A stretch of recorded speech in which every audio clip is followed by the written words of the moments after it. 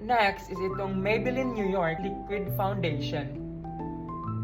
Next is Esrichan or Serichan Concealer. Next is itong Maybelline Control Powder. Next, ang ginagamit ko ay itong Any Lady Eyeshadow. Next is itong Maybelline New York na mascara, waterproof. Next is itong Savannah Colors Blusher. Next is itong Jolly Sweet Sassy Lip Tint. Yung signature na Max Cover Face Palette.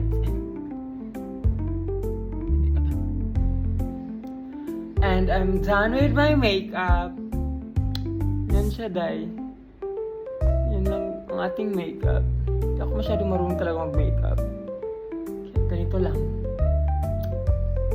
Simple lang. And this is my outfit today. Fuck. Wait na wait tayo, day.